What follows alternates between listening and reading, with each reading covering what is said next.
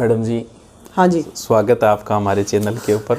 Thank you Subhash ji, वैसे thank you. मुझे irritate सा तो हो रहा था वैसे मैडम जी को इंटरव्यू के लिए कहूँ कि नहीं कहूँ। नहीं, ऐसा कुछ नहीं है। इंटरव्यू क्या मतलब, it's an interaction, it's a pleasure to see you here. और आप इतनी दूर समय निकाल के उसके लिए थैंक यू सुभाष सर। और आपको बहुत बहुत बधाई पहली रैंक के लिए मैडम जी। Thank you Subhash sir, thank वैसे यू। आपने योगदान तो सर आपका भी है, 2-4 वीडियो तो मैंने आपके भी देखे हैं। फिर तो मैं बढ़ाऊँ ऐड करूँ, फिर अब मुक्ता राव जी मेरे पास भी पड़े हुए हैं। हाँ, क्यों नहीं। आपके YouTube पे इतने सारे वीडियोस हैं और बहुत इन्फॉर्मेटिव वीडियोस हैं, झूठ की बात नहीं है। और इनफैक्ट RAS की जर्नी बहुत लंबी है, उसमें हम बहुत सारे वीडियोस देखते हैं। विकास देवी कीर्ति सर के भी देखे मैंने, स्टडी है कि आपके भी देखे, स्प्रिंग बोर्ड के भी देखे। तो इसका मतलब ये है कि ज्ञान तो जहाँ से मिल जाए वहाँ से अच्छा। और आप जिस शैली में पढ़ाते हो वो शैली मुझे बहुत पसंद है। आप बिल्कुल कनेक्ट करते हो मिट्टी की खुशबू से, तो इसलिए आपसे जब पहली बार बात हुई तब आपने बताया था जीके के मेरे वाले ट्रिक बता रहे थे जल्दी जल्दी जल्दी। हाँ, बहुत पढ़ रखा है मैडम जी आपने।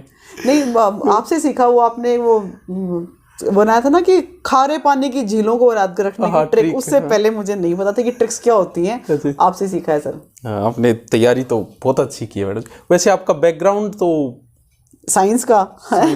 कंप्यूटर सर मैंने BSc फिजिक्स केमिस्ट्री मैथमेटिक्स से किया, उसके बाद MCA किया, फिर MTech किया, फिर PhD कर लिया, चलता रहता सर ये तो। अच्छा, आपके 10वीं 12वीं कितने परसेंटेज थे मैडम? सर मेरे 10th में 80%, प्रिसाइजली 79.89%, और 12th में 78% मार्क्स थे। और मैं क्षेत्र विशेष की टॉपर थी। हाँ, आप हमारे पास कब आ रहे हो हमारे बच्चों को मोटिवेट करने के लिए? जब आप बुलाओ। हम तो कभी, आप तो कभी आ जाओ। स्वागत है आपका। मैं संडेज को तो सर थोड़ी सी ऑक्यूपाइड रहती हूँ, बट हाँ on otherwise yes I am available. जब आप शेड्यूल कर लीजिए, बच्चों को बुला लीजिए, मैं आ जाऊंगी सर, कोई इशू नहीं। मैडम जी, जैसे बहुत कमेंट आते हैं बच्चों के स्पेशल जो हाउसवाइफ है उनकी कि तैयारी हमारा टाइम नहीं मिलता, तो आपने कैसे मैनेज किया ये बताओ। मेन चीज़ तो ये है। सच बात यह है कि हाउसवाइफ के पास बहुत टाइम है। आप अपने आप को ना उनसे कंपेयर करो जो घर का काम करके, बच्चों को स्कूल भेज करके और ऑफिस जाती हैं, चाहे पढ़ाने जाती हैं, चाहे किसी भी ऑफिस में काम करती हैं, शाम को आके तीसरी शिफ्ट करती हैं। मतलब महिला वर्किंग वुमन जो 3 शिफ्ट करती है सर।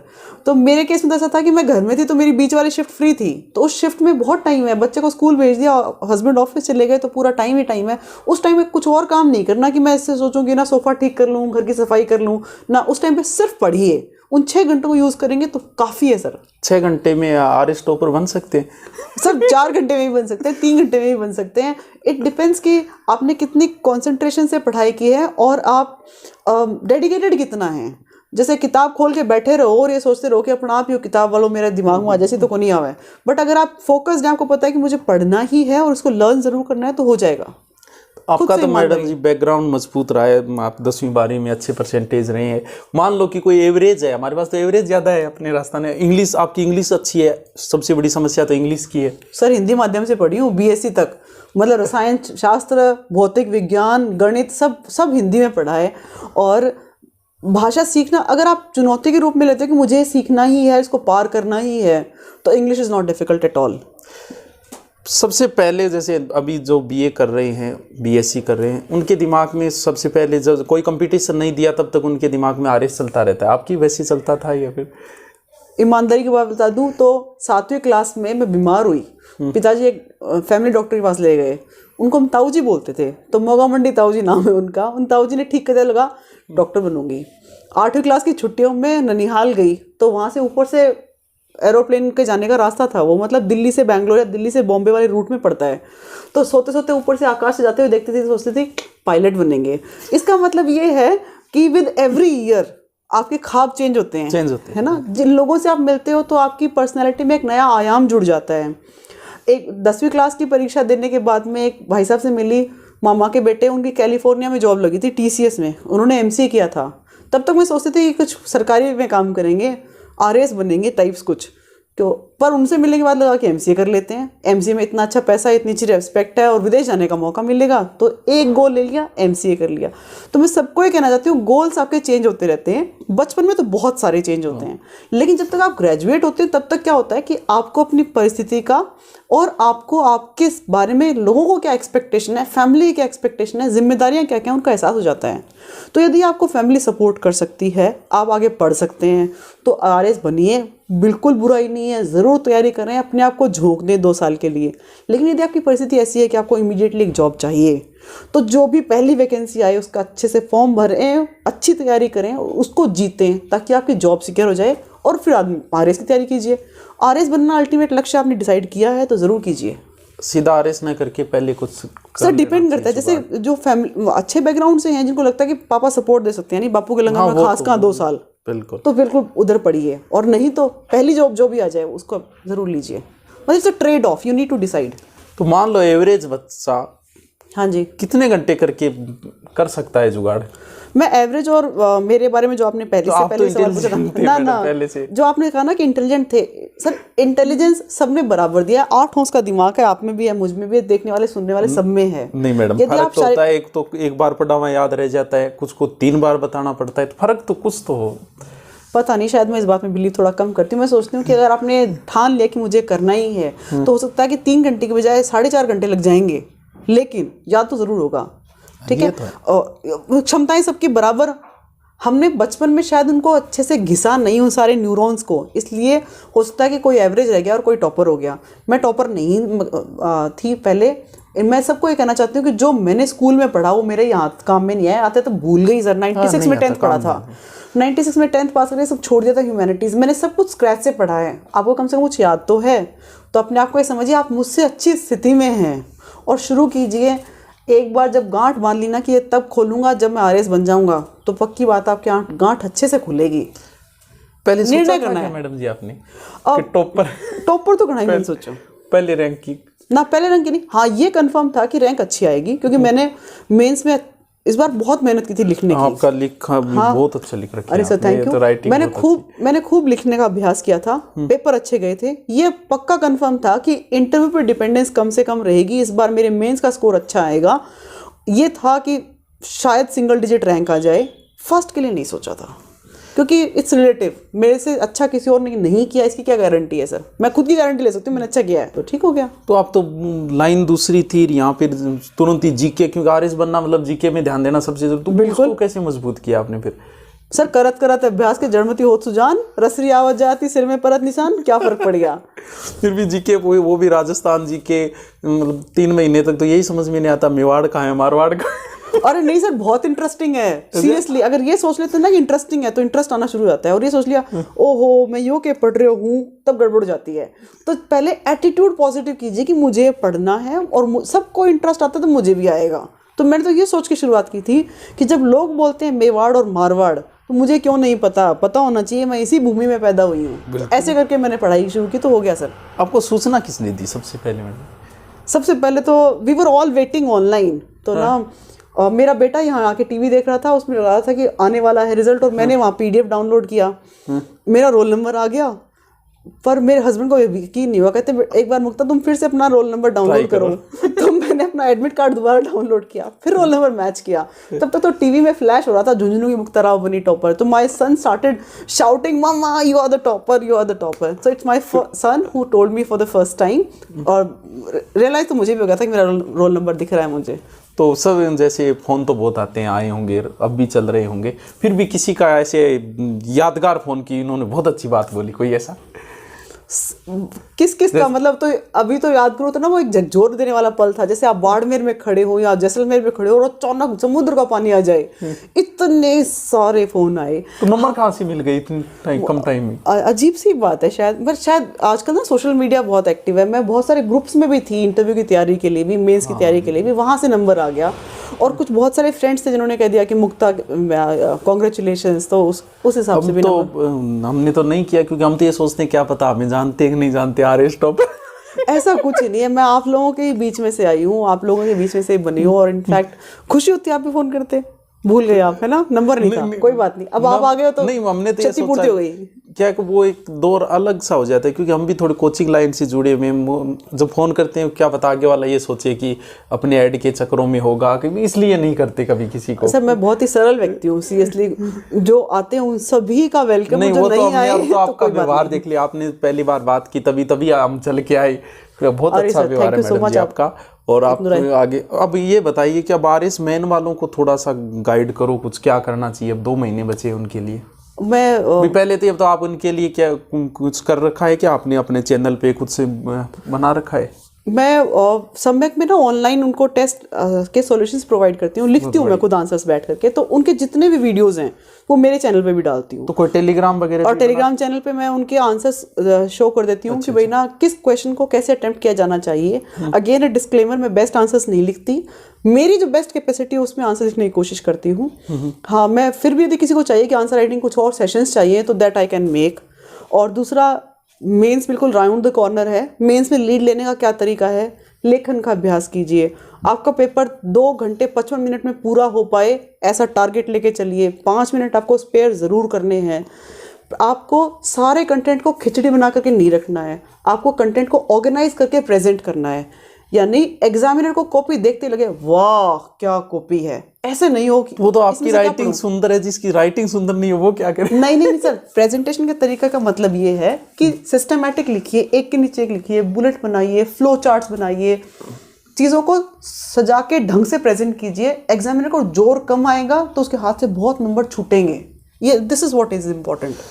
शुरुआत में मैंने आपका इंटरव्यू देखा और आपको पता है थोड़ा सा ट्रोल हो गए थे आप उसमें, तब मुझे लगा कि आपको राजस्थान जीके का थोड़ा कम नॉलेज था, या कम था, या फिर मुझे लगा देख के। सर, जो राजस्थान के संत हैं उनसे रिलेटेड एक सवाल मुझसे पूछा गया था और मुझे सीरियसली उस टाइम तक नहीं पता था राजस्थान के संतों के बारे में, क्योंकि जिस प्रकार का मेरा एक्यूमन रहा है, मैं थोड़ी मतलब कम ऐसी जगहों पे गई हूँ। हाँ, फिर आपका यदि आपका एक्सपोजर रहता, जैसे मैं अगर जाती रामदेव राज घूमने के लिए तो मैं शायद कह सकती थी कि रामदेव जी की महिमा ये है, सिर्फ किताबी ज्ञान था। तो किताबी ज्ञान उस टाइम मिस हो गया और इनफैक्ट लोगों ने ट्रोल किया, कोई बात नहीं, कर दीजिए, ये तो चलता रहता है, it's a part and parcel of life, मुझे कोई फर्क ही नहीं पड़ता। पर उससे कहीं ज़्यादा मुझे स्नेह दिया और स्नेह के लिए मैं आभारी हूँ। ये तो है ही। वो तो क्या बच्चे हैं कुछ, वो तेजा जी का जन्म साल था। हाँ। उसके लिए पूछा गया था कि नागौर में। मैंने सोचा मैडम जी को राजस्थान जी के कम आता है। फिर आप इंग्लिश में ज्यादा बोल रहे थे, वो मैडम जी दूसरी लाइन है फिर कोई, अब पता चला आपकी तो पूरी कंप्यूटर लाइन थोड़ी सी अलग होगी, पूरा ही अलग हो गया ना। ये 13-14 साल काम करने के बाद ऐसा लगता है कि थोड़ा तो डिफरेंस है। और इंजीनियरिंग के बच्चों को भी पढ़ाया तो भी थोड़ा। वो एक दिन बच्चे कह रहे थे ऑफलाइन, बोल सर ऐसे कैसे, ऐसे का तो पता नहीं, बाकी अब SDM है। ऐसा कुछ ही नहीं है। कोई जरूरी एक तो पूछो काली बाई पूछो जना, मैं डाली बाई बता दिया, जाने डाली बाई पूछो जना काली बाई बता दियो। ये हो गया था उल्टा आपसे। कोई बात को नहीं, बाई को नाम भूल गई तो भूल गई। हाँ तो फिर भी आप तो SDM हो, भूल गए, अब कौन पूछेगा। नहीं, पर अपनी संस्कृति का ज्ञान होना चाहिए। उसके बाद मैंने उसको पढ़ा सीरियसली और अपनी एरर को भी मैंने। तो आपका सबसे मजबूत पक्ष कौन सा था इन सारे विषयों के अंदर सबसे अच्छा? मुझे साइंस एंड टेक्नोलॉजी ठीक लगता है, वो मेरा ठीक था। पेपर 4 मैंने बहुत मेहनत की हिंदी और इंग्लिश राइटिंग में। हाँ, हिंदी इंग्लिश भी 138 नंबर आए मेरे उसमें। अब तो कॉपी भी आने वाली है।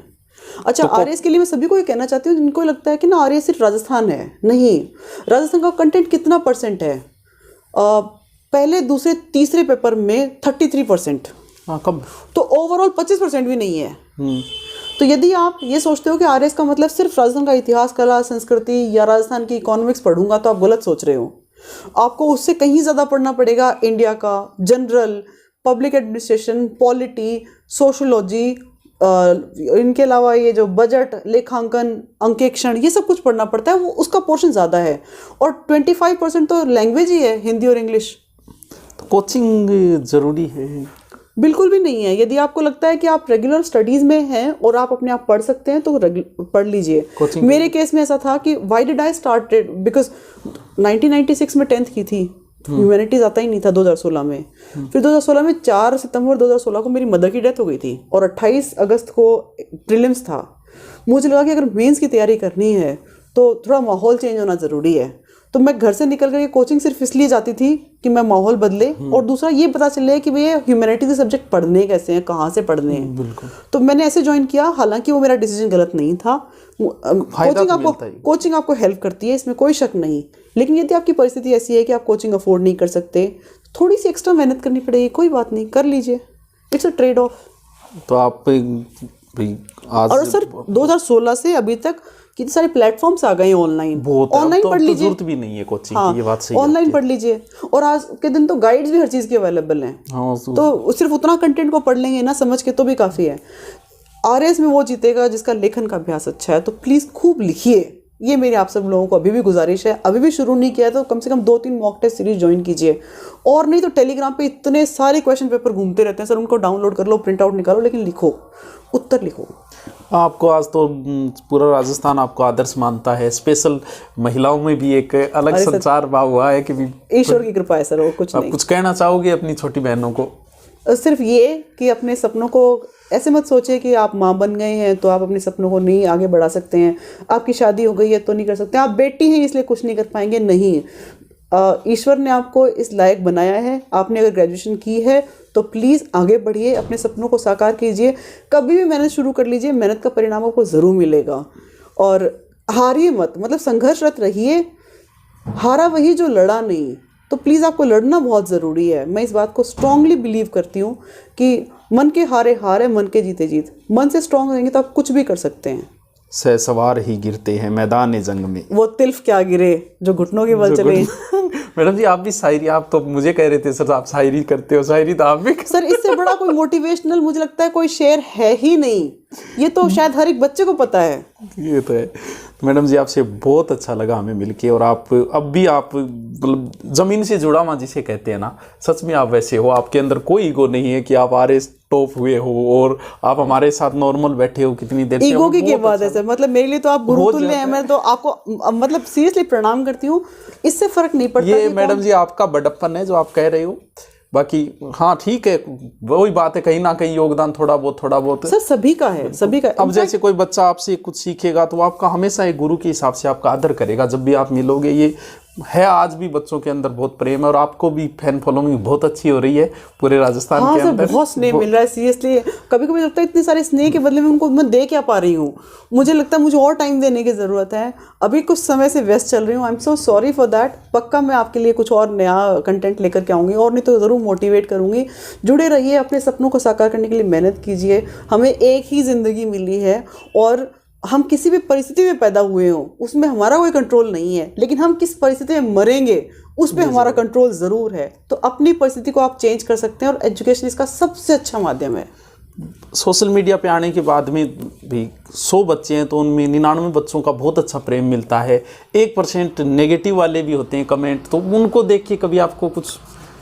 सर घर में 10 आदमी हुए हैं, 10 का 10 तारा सीरी को नहीं हो उसके ना, फिर भी नेगेटिव वाले पे ध्यान चला जाता है। ये तो मानव प्रवृत्ति है, ये तो मानव प्रवृत्ति है कि हम 1000 भले कर ले और एक नेगेटिव कमेंट के लिए एक बार लगता है कि अच्छा मैंने इसका क्या बुरा किया, फिर लगता है कोई बात नहीं, ये उसकी सहज प्रवृत्ति है। ऐसे नहीं आता क्या अगर इसके नंबर हो तो अभी ना, मेरे में ये प्रवृत्ति तो किसी कभी भी नहीं थी, और आज भी नहीं है। नंबर मिल जाए ना अभी मेरे को, ऐसे नहीं आता। नहीं, कभी कभी क्या होता है सर, कुछ चीज़ें आपको ना एक्सपीरियंस सिखा देता है। मेरे सामने बैठ करके, आप तो इतने वो हैं, महान व्यक्तित्व हैं, यदि आप सामने बैठ के मुझे गाली देंगे ना तो मुझे बहुत ज़्यादा फर्क नहीं पड़ेगा, क्योंकि मैं ऐसा मानती हूँ कि हम कैसे हैं हमें पता है। यदि हमने किसी का बुरा नहीं किया है तो किसी और के कहने से हमें फ़र्क नहीं पड़ना चाहिए। कुछ तो लोग कहेंगे, लोगों का काम है कहना, कहने दीजिए, कोई बात नहीं। आप अपने कर्म अच्छे कीजिए, सदकर्मों का परिणाम आपको जरूर मिलेगा। ये तो सही है, बस। तो इसलिए क्या फर्क पड़ता है? तो आप बिना हड्डी की जुबानें हिल जाती है लोगों की। नहीं, आप क्षमा वीरस्य भूषणम छोड़ दीजिए पीछे। जैसे आरएस में भी और भी सिलेक्ट हुए हैं, और मुझे नहीं पता और कोई यूट्यूब पे गाइड कर रहा है कि नहीं, लेकिन आप गाइड कर रहे हो, बहुत अच्छी बात है मैडम जी। आपको टाइम मिला, मौका मिला तो कर दिया। गाइड करते रहो, हमेशा करते रहो, आप कुछ ना कुछ आपको इतना प्रेम मिलेगा कि जब पता चल जाएगा ना कहीं कि आप आए हुए हो, फिर देखना आप। सर ये तो है, कहीं से भी जाती हूँ, किसी भी स्टोर में घुसती हूँ तो भी कोई न कोई जान जाता है, तो लगता कई बार तो हेरिटेज से हो जाती है, कई बार लगता है कि देखो यहाँ भी मेरे जान नहीं कोई बात नहीं, तो स्नेह है सर। नहीं, आपको बहुत स्नेह मिलेगा मैडम जी, आप बस गाइड करते रहना बच्चों को, क्योंकि ये हम तो कर ही रहे हैं, लेकिन आपको एक्सपीरियंस है आरएस मैन का, आरएस टॉप का, इंटरव्यू का। आपके इंटरव्यू में मैडम जी कौन कौन से प्रश्न पूछे, अगर आप जल्दबाजी थोड़ा सा याद हो तो? बोला था, बहुत सारे थे। शुरुआत तो उन्होंने सिर्फ इसी से की, या फिर उनको पता ही था कि नंबर उसके आधार पे हो जाता है कई बार कि इनके नंबर अच्छे हैं, टॉप पे आएंगे, तब पूछ लेते हैं। मार्क्स तो किसी को किसी के नहीं पता होते, और इनफैक्ट जो बाहर कैंडिडेट बैठा था उसको नहीं पता होता कि अंदर किसका बोर्ड है, क्योंकि बोर्ड पे नाम भी नहीं लिखा होता। तो व्हेन वी एंटर, अच्छा जो बाहर बैठे होते हैं ना, ये हेल्पिंग बॉय, सपोर्ट स्टाफ, उनको हम पूछते हैं कि भैया अंदर किसका बोर्ड है, तो वो कहते हैं हमें तो पता नहीं। या मैडम हम बता नहीं सकते, वो इतना बोल के रह जाते हैं। तो मतलब आप इंक्वायर भी नहीं कर सकते। When I entered I saw कि ना एक मैम बैठे हैं बीच में और साइड में 2 जेंटलमैन और एक सर और थे। तो it was a board of 4 members, एक लेडी थी और 3। गौर किया तो वो मुझे लगा मंजू शर्मा मैम है। मैंने उनको पहली बार ही देखा था। फिर उन्होंने मुझसे पूछा कि 10th में क्या स्कोर रहा, क्योंकि उनके पास में सिर्फ ये लिखा होता है कि ना first division 10th, 12th first division, फिर ग्रेजुएशन फर्स्ट डिवीजन, इससे कुछ नहीं होता। तो उन्होंने मुझसे पूछा कि अच्छा कहाँ से की, then I told my school's name. फिर उन्होंने पूछा कि 12th में क्या परसेंटेज, कहाँ से की, अच्छा ग्रेजुएशन में क्या किया है, उनको ये पता नहीं होता ग्रेजुएशन में क्या किया है। तो आई टोल्ड हर कि ना BSc फिजिक्स, केमिस्ट्री, मैथमेटिक्स में। लोकेशन नहीं पूछते वो।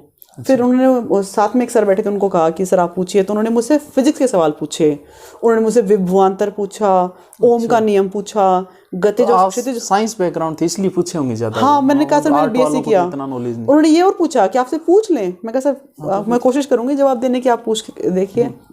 थैंक गॉड मुझे आता था। फिर उन्होंने कॉम्प्लेक्सिटी बढ़ाई। सामने एक और सर थे, उन्होंने मुझसे सवाल पूछने शुरू किया कि महिलाओं के लिए हम इतनी सारी नीतियां बनाते हैं, इम्प्लीमेंटेशन जो है उसमें कहाँ कमी रह गई कि अभी भी बेटियां जो हैं वो एनरोलमेंट रेशियो कम है। फिर उन्होंने पूछा कि कौन सी ऐसी 4-5 चीज़ें आपको लगती हैं जिन पे ऑब्जेक्शन किया जाना चाहिए कि समाज में वो गलत हो रही हैं। फिर उन्होंने पूछा कि अच्छा हम आज़ादी के समय पे कहाँ थे, हमने कितना विकास किया, क्या हमने विकास किया वो ठीक किया या और किया जाना चाहिए, क्या आप इसमें योगदान कर सकते हो। तो फिर वो एनालिटिकल सवाल पे आए। हाँ, और जो एनालिटिकल सवाल आए वो सीरियसली बहुत ज़्यादा अच्छे थे। मुझे लगा कि मैंने मेंस जो इतनी सारी तैयारी की है ना, उसका फ़ायदा मुझे वहाँ मिलेगा। तो इन सब सवालों पे अच्छा एक कुछ सर वो भी पूछा मुझसे कि ना 5 राज्यों के अभी भी इलेक्शन हुए हैं, राज्यों के नाम बताओ। मैंने बता दिए। कौन नए मुख्यमंत्री बने उनके नाम बताओ। सो आई न्यू ओनली 3। तो with all politeness I said I am so sorry sir, मुझे सिर्फ 3 के नाम याद हैं, चौथा और 5वां मुझे याद नहीं है, राज्यों के नाम बता सकती हूँ। तो ऐसा हुआ। तो इंटरव्यू के लिए जैसे तैयारी करते हैं कुछ, तो इंटरव्यू के लिए करना चाहिए अब? बिल्कुल, मॉक टेस्ट जरूर देने चाहिए सर, बहुत हेल्प मिलती है। मैंने पिछली बार मॉक इंटरव्यूज, मैंने पिछली बार एक भी मॉक इंटरव्यू नहीं दिया, मेरे 60 नंबर आए थे। इस बार मैंने कम से कम 17-18 मॉक इंटरव्यूज दिए हैं और उसका रिजल्ट मुझे मिला कि 77 मार्क्स आए। हेजिटेशन रिमूव हो जाती है, आपको क्वेश्चन आंसर्स को फ्रेम करने का तरीका पता चल जाता है, और आपको सॉरी कितनी बार बोलना है ये पता चल जाता है, आपको एंटर कहाँ से करना है, चेयर पे बैठने से पहले जो सलीके हैं, जो एटिकेट्स हैं, उनके भी मार्क्स होते हैं। तो वो एटिकेट सिखा दी जाते हैं आपको मॉक इंटरव्यूज में, ये इंपॉर्टेंट है। तो मैडम जी आप बहुत टाइम ले लिया हमने आपका, 5 मिनट का कहा था इंटरव्यू। कोई बात नहीं, मुझे पता नहीं कितना लंबा चल गया। जो भी है, तो आपके सारे दर्शकों को थैंक यू, आपने मुझे इतने पेशेंस से सुना, और आपका थैंक यू कि आप आए और इतनी दूर समय निकाल करके। I am really obliged. हम आपके उज्जवल भविष्य की कामना करते हैं, और हम आपके हाथों से बहुत सारे लोग सेलेक्ट हों, सबके सपने साकार हों, उसकी कामना करते हैं। नहीं, अब तो आपने कहा कि आप हमसे पढ़े हो, इसका मतलब मैं किसी भी RS को फोन कर सकता हूँ कि भाई हाँ, कि मैं मुक्ता राव का गुरु सर कह सकते हैं, no problem at all. So it was pleasure talking to you sir, thank you so much for coming here.